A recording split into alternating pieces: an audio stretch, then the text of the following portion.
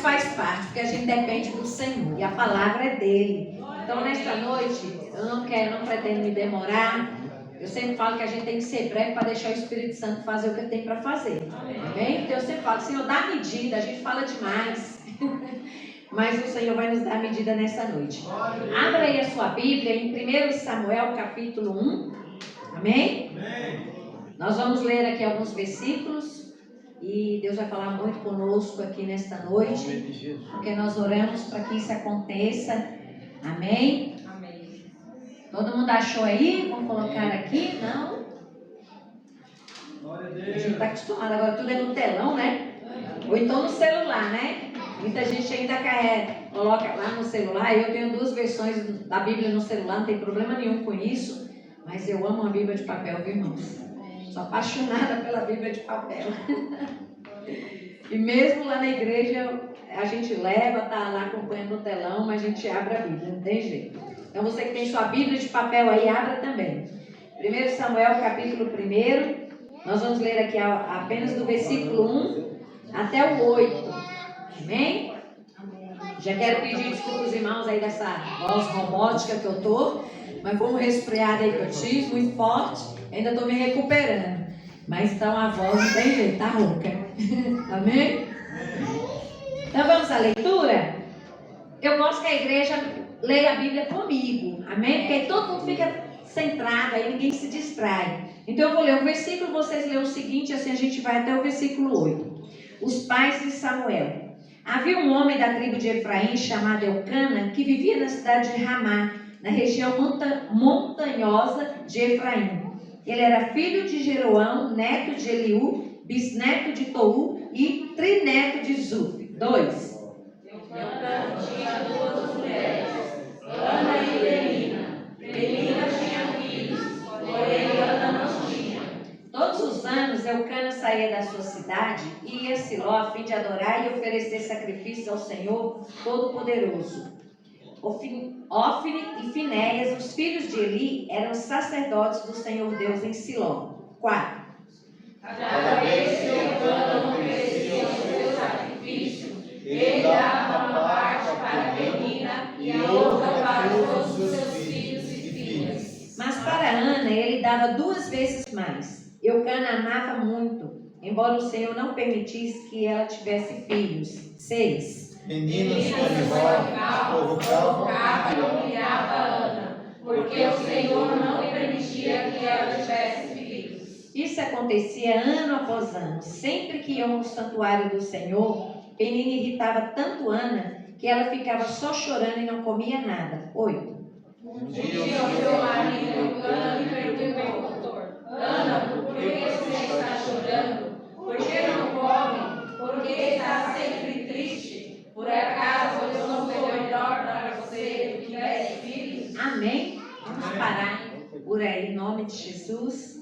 Amados, quando me foi feito o convite para trazer a palavra aqui, eu orei ao Senhor e pedi que Deus nos desse uma palavra, aquilo que Ele queria tratar conosco, com a sua igreja nessa noite. Amém? E me surpreendi o Senhor me encaminhar para cá, para a vida dessa família. Mas hoje é culto da família aqui, não é isso? Então Deus quer tratar conosco. A Amanda falou assim: pastora, qual é o tema? Eu falei: Amanda, não tem tema. Eu só estou com a referência que o Senhor me deu. Ela falou: então me manda a referência. Eu falei: então tá bom, vou mandar a referência. E aí, quando foi hoje, eu estava novamente aqui passeando por essa casa, por essa família. E aí me veio um tema que foi é o tema até de um livro que eu li há muito tempo atrás. Que diz assim, ó. Ixi, deu um beijo agora. Pode acontecer com qualquer família. Amém? Amém. Depois eu vou mostrar o livro para vocês. Vou colocar lá na Rede Mulheres. Depois a Amanda passa aí pro pessoal. É um livro interessante que fala a respeito das famílias da Bíblia. Por quê? Porque nós temos a noção, e muitos que talvez não tenham muita noção das histórias das famílias na Bíblia, acham que toda família da Bíblia é perfeita.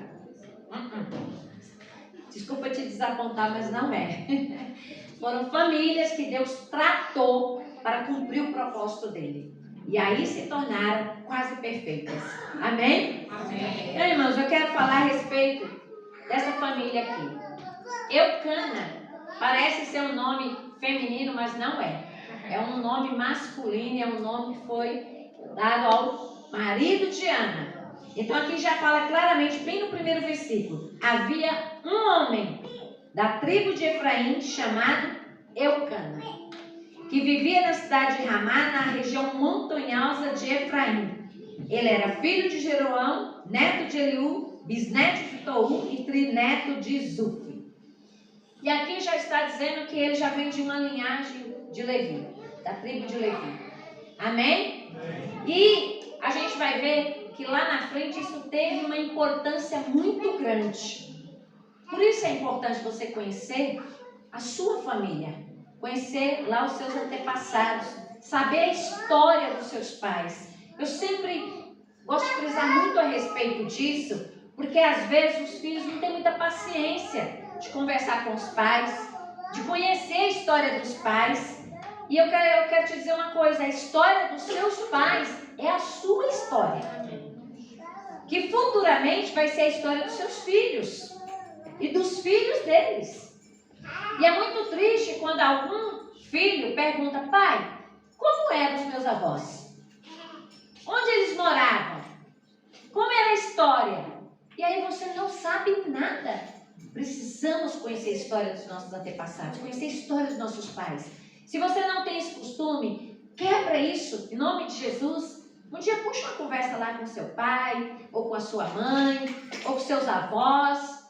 Procure saber a história da sua família, como tudo começou, onde morava, como eles se casaram, se são convertidos, onde se converteram, em que igreja, em que ocasião. Gente, vocês vão descobrir histórias lindas, que é a sua história, que você precisa conhecer para passar para os descendentes que vêm aí pela frente, amém? Em nome de Jesus. Então a gente sabe aqui o quanto isso é importante. E Eucana tinha 2 mulheres. Só naquele tempo, tá, gente? Não se animem aí, as mulheres não fiquem preocupadas. Só naquele tempo. Vai ter uns que estão dizendo assim: misericórdia, você já está me dando tanto trabalho. Imagina 2. Pois é. Naquele tempo, naquela cultura, se podia ter 2 mulheres. Tá? Ó o pastor. Mas Eucana tinha 2 mulheres. Pelo como é passado para nós na palavra de Deus, Ana foi a primeira. E a gente entende que por Ana não poder ter filhos, ele vai e se casa com Penina e traz Penina para a vida deles. Por quê? Porque naquele tempo era cultura deles que a família era abençoada, a família tinha honra se o casal tivesse filhos. E se o casal não tivesse filhos, era vergonhoso, era desonroso. Então, isso era muito importante para eles, muito mais do que nos dias de hoje. Muitos casais hoje se casam e optam por não ter filhos. Não é verdade? Quantos aqui nós não conhecemos que se casaram e falaram: não queremos filho? Às vezes tem até cachorro, gato, periquito, papagaio, mas não quer filhos. É verdade. É uma opção deles, a gente respeita. E outros às vezes têm um único filho e falam: basta, só esse aí que eu quero. Mas, naquela cultura, a Bíblia não diz, mas pelos estudiosos, é bem provável que Penina teve uns 10 filhos de Eucana. Imagina, gente, uma casa com 10 filhos. Amém. Porque tem famílias aqui que tiveram mais, né? Minha mãe foi 13 filhos. Né? Então tem famílias aqui que teve muito mais. Minha sogra teve 15. Então, Deus abençoe. né? Então, amados, presta atenção. Só que Ana era estéril e não podia ter filho. E nessa convivência dentro dessa família, Penina era uma mulher rixosa, era uma mulher briguenta. E ela gostava de provocar Ana. Estava sempre provocando Ana, exibindo seus filhos para ela e falando alguma coisa para lhe ferir, né? Porque sabia da tristeza dela, da frustração dela por ela não poder ter filhos. E Penina ali, espionando a coitadinha da Ana. E Eucana ali, coitado, no meio daquelas duas mulheres, tentando apaziguar, tentando solucionar aquele problema. E aí a gente vê o quê? Que quando ele saía, uma vez por ano, porque era a cultura deles, havia essa festa religiosa no tabernáculo, e uma vez por ano, eles iam até Siló para poder oferecer sacrifício ao Senhor no tabernáculo. Lembre-se que Jesus ainda não havia, vindo para nós. E aí, eles cumpriam as leis de Moisés. E tinham que ir uma vez por ano nessa festa solene ao Senhor para oferecer os sacrifícios. E ele pegava toda a sua família, Penina, Ana e todos os filhos, e fazia essa trajetória para Siló. Pelo que eu pesquisei ali, dá uns 25 a 30 quilômetros. Eu não sei quanto é isso, se é de dia, se é de horas. Tentei achar aí uma solução, mas eu não sei. Quem sabe aí os mais antigos, quantos quilômetros levam, o tempo que leva, se é horas, se é dias, faz os cálculos aí, se alguém sabe, pode falar. A gente quer aprender. Amém? Mas diz que essa região era uma região montanhosa, aqui está falando. Então, irmão, foi uma viagem dura. Uma viagem cansativa para todas aquelas famílias, porque não foi só eles que foram para lá. Todas as famílias, todo o povo de Israel está vindo para lá para poder adorar a Deus e oferecer o seu sacrifício de animais, viu? E aí, o que acontece? Quando chega lá, Eucana, todo preocupado, porque oferecia o sacrifício ao Senhor, mas tinha parte que era entregue lá no tabernáculo e tinha parte que era para eles, a própria família. E ele dividia lá bonitinho, entre Penina e seus filhos, e quando chegava a hora de entregar para Ana, ele dava 2 vezes mais. Por quê? Para compensar a Ana. Era uma maneira que ele compensava Ana, porque Ana todo ano ia lá oferecer o sacrifício, ia lá clamar a Deus por um filho. E já se passava muito tempo, e Ana naquela tristeza, naquela frustração, arrasada de ver tantas famílias com tantos filhos, o seu próprio esposo com tantos filhos, com Penina, e ela sem nenhum.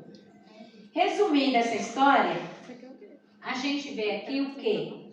Que essa família, ela relata uma história bem parecida com as famílias de hoje, Não é uma família perfeita, é uma família que enfrentava lá seus desafios, seus problemas. Eucana já tinha um problema lá conjugal com essas 2 mulheres, porque elas não se entendiam, elas não se davam bem e tinha todo um conflito dentro de casa. Então, Eucana já enfrentava um problema conjugal. Hoje a gente vê isso acontecendo em muitas famílias, Que os casamentos não é aquele mar de rosa. Aí você fala assim, mas é porque não conhece Jesus, é porque não tem uma vida com Deus.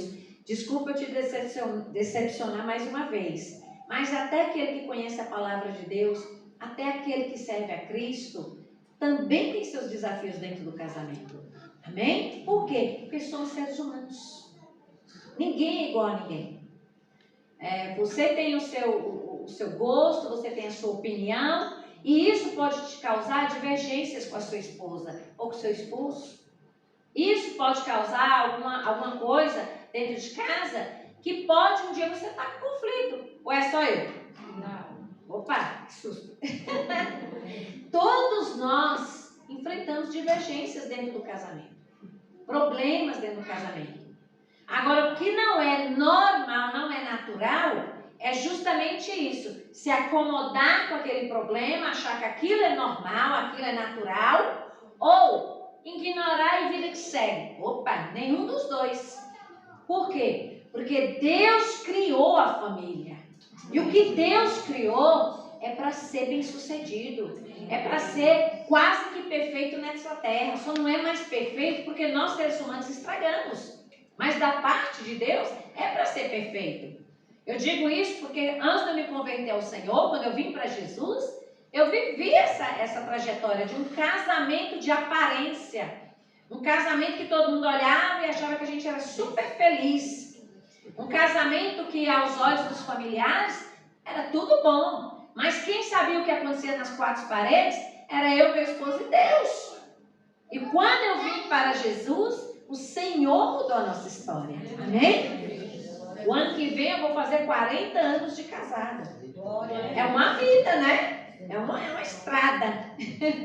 Mas é perfeito? Não é perfeito, né? Mas a gente se ama, a gente se respeita e a gente tenta se entender e ter uma vida a dois. Mas não é fácil. Mas a receita a gente acha aqui, ó, nesse manual, né? Porque aqui o Senhor ensina como o homem ser, como o esposo ser, ensina nós as mulheres quando tem que falar e quando tem que se calar, e toda uma história. O Senhor tem aqui um manual, a receita para nós. E a gente vê o quê? Que ali também havia um problema. Por quê? Porque tinha filhos na história. Havia filhos ali na família. E o exemplo para os filhos são quem? Os pais. É o esposo, é a esposa. São os dois que estão ali com a responsabilidade de ser exemplo para os filhos. E agora você imagina quanto conflito, quantas divergências aqueles filhos de Eucana não presenciou. Porque diz que na palavra que Penina usava os filhos para aborrecer Ana. Então aqueles filhos cresceram achando aquilo normal. E aí estavam prejudicando o quê? O caráter daqueles filhos. Talvez quando ainda era criança, aqui não fala a idade deles, a Bíblia não relata, mas no decorrer dos anos, eles foram crescendo e vendo toda aquela situação. Então, nós aprendemos isso também, que dentro de um lar, dentro de uma casa, você pai, você mãe, você que está ali como sacerdote do lar, você tem a responsabilidade para com aquelas crianças, para com aqueles filhos. Talvez você diga assim, não, mas meu filho já é adulto, meu filho já é crescido, ele entende da vida, entende das coisas. Não importa a idade dos nossos filhos, nós sempre seremos exemplo para eles, sempre. Os filhos podem se casar, podem voar como o meu voou para tão longe, a gente vai continuar sendo o exemplo referencial, né? Você que é mais velho e está aqui hoje, quando você conversa, fala qualquer coisa, vai falar de família, você sempre vai citar, o meu pai me ensinou assim, porque eu aprendi isso com a minha mãe. Não é isso? Eles nos foram e vão ser sempre um referencial para nós, vocês também para os filhos, nós também para os nossos filhos e para os netos quando chegam, né? No meu caso já tenho 3. Então, nós temos que entender o que Deus está falando aqui conosco e usando esta família aqui como um exemplo. Talvez você fale assim, poxa pastora, mas que triste exemplo é esse? Espera lá que você vai chegar. Você vai ver que a coisa mudou. Amém? Amém. E aí a gente vê Ana. Ana era uma mulher temente a Deus. Ana era uma mulher de oração. Só que Ana tinha uma dor dentro de si. Ana tinha uma frustração, uma tristeza. Ela queria muito ser mãe e não era. E isso lhe causava muitos problemas.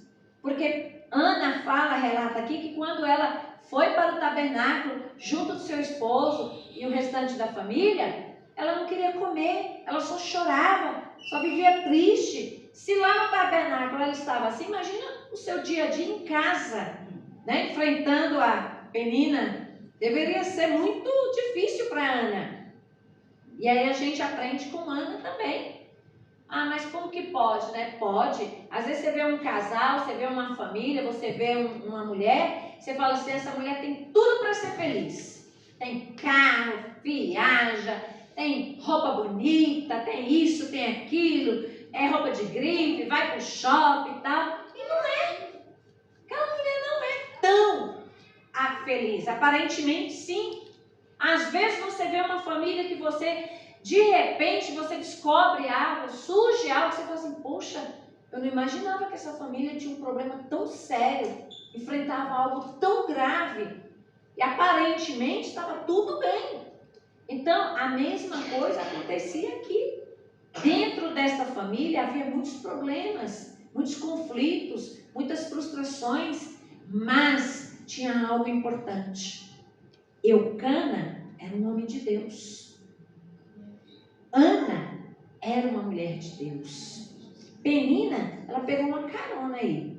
Né? Por quê? Porque, pelo que a Bíblia relata, ela tinha um comportamento que não condizia com uma mulher de Deus, uma mulher sábia, e sim com uma mulher tola.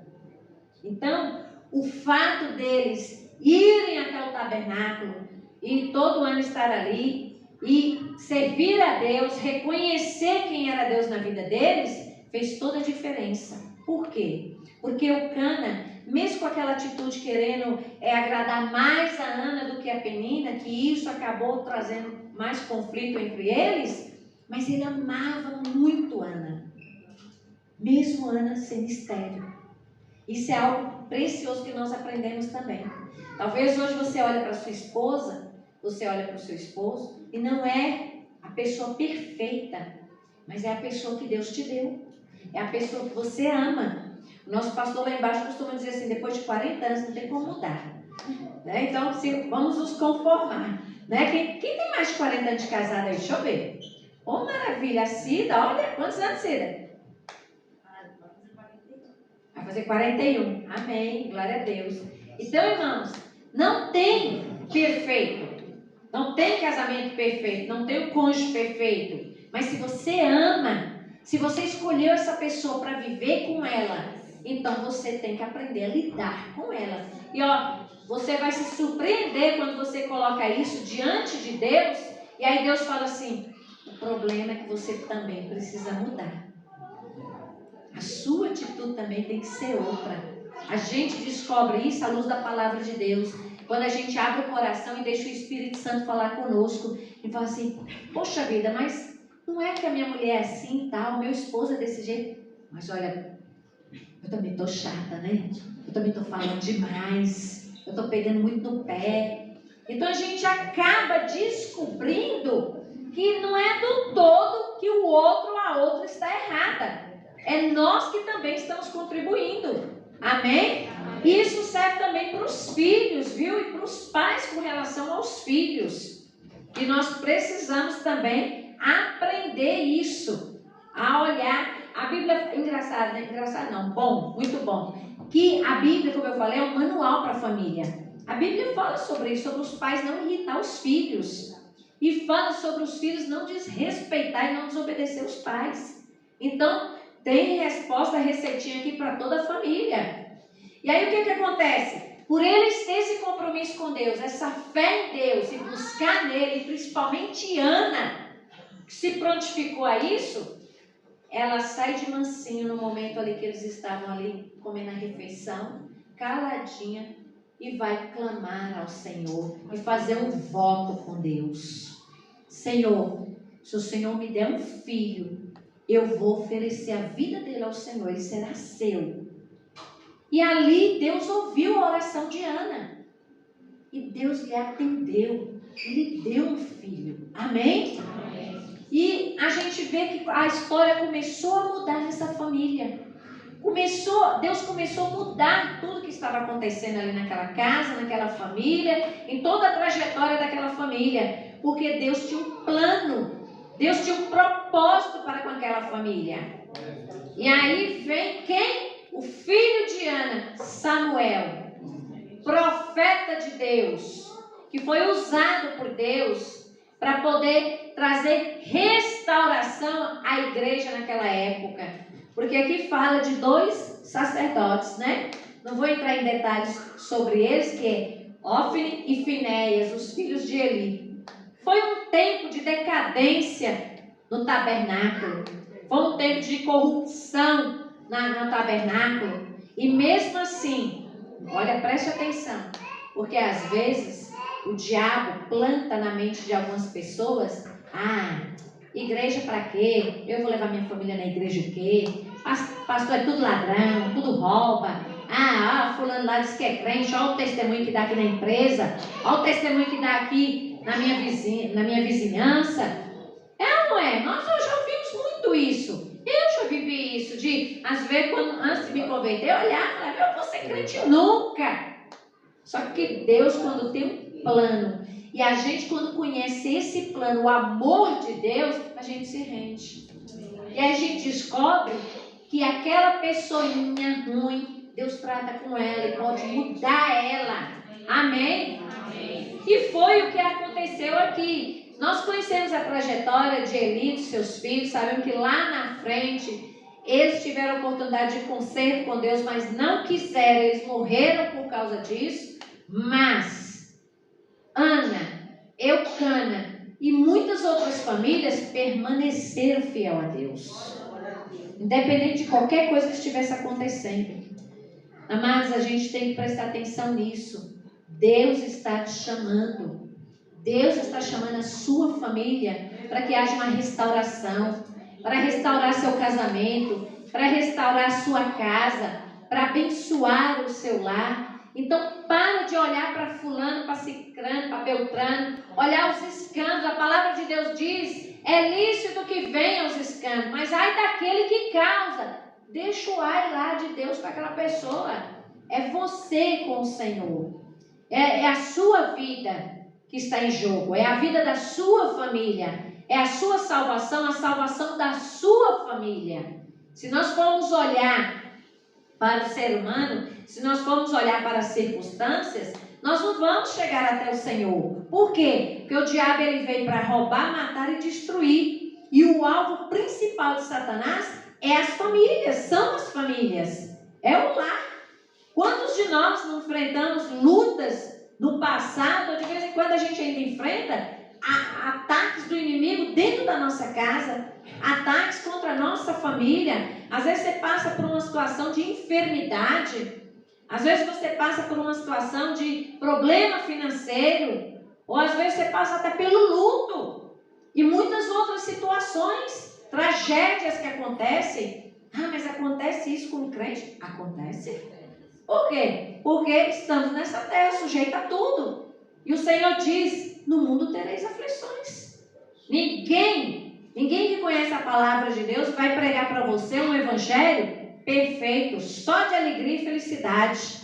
Mas ele vai pregar para você o que nós pregamos aqui, Jesus Cristo, aquele que pode salvar você, a sua família, que pode curar, pode libertar, que pode mudar a sua história como mudou a nossa. Amém. Então nós vemos aqui o quão é importante entender, Deus não escolhe perfeitos, pessoas capacitadas, ele escolhe pessoas, depois ele capacita para cumprir o propósito dele, o plano dele. Amém. Talvez você fale assim, poxa vida, eu venho de uma família tão bagunçada. Oh, Deus é especialista em pôr a casa em ordem. Pôr tudo no devido lugar. Fazer uma obra assim de excelência. Talvez você se sinta o patinho feio lá da família. Quem sou eu? Ninguém me escuta. Ninguém dá valor. Amados, a gente ganha família no testemunho. Deixa o Espírito Santo se encarregar de mostrar para a sua família quem você é, a vida que você leva com Deus, o compromisso que você tem com Deus, a mudança que Deus está fazendo na sua vida. E aí Deus vai tratando com cada um e vai salvando. Pensa bem, de uma família que talvez olhavam assim e falavam assim, misericórdia, olha a vida de Eucana, essas duas mulheres só vivem brigando, não se entendem. Olha a Ana, estéril, né? Só que Deus olhava para aquela família e falava, dali eu vou levantar o meu profeta. É dali que eu vou levantar aquele que vai me representar no tabernáculo. É dali que eu vou levantar aquele que vai ungir o rei sobre Israel e vai mudar a história do meu povo. Olha que honra, que privilégio. Então nesta noite Deus está nos convidando a entregar nossa vida ao Senhor, a entregar nossa família ao Senhor, a fazer como Ana, orar pela família, apresentar a sua frustração, a sua tristeza.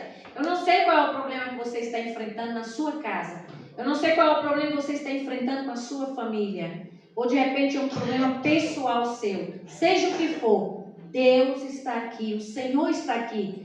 Ele te trouxe aqui nesta noite para você entregar isso em seu altar, como Ana fez, para poder Deus mudar essa história, Deus reverter toda essa situação e fazer algo que só Ele pode fazer. Amém? Vamos colocar de pé em nome de Jesus. Eu quero orar com você. Glória a Deus. Você que está com sua família aí pertinho, né? Fica mais pertinho ainda, né? Dá a mão aí para sua família. Se você quiser, abraça. Se por acaso, né? Nunca sabemos, antes de vir para cá teve alguma coisa, é hora das pazes, né? O Espírito Santo faz isso, ele nos dá essa oportunidade, né? Não olha para os lados agora não, não olha na bolinha do olho agora não, deixa o Espírito Santo se encarregar aí da obra. Amém? Em nome de Jesus. E se você, querido ou querida, não tem a sua família aqui nesta noite fisicamente, mas você vai pôr a mão no seu coração e você vai apresentar agora a sua família. Porque o Senhor, Ele é onipresente. Ele está aqui, Ele pode adentrar a tua casa. Ele pode visitar a sua família. Ele pode falar lá com a sua esposa, com seu esposo, com seus filhos. Se você deixou alguma situação difícil na sua casa, Deus tem poder para reverter essa situação. Se você deixou alguém enfermo na sua casa, peça para Deus visitar essa pessoa agora e ministrar cura sobre ele. Ele pode, Ele quer fazer isso.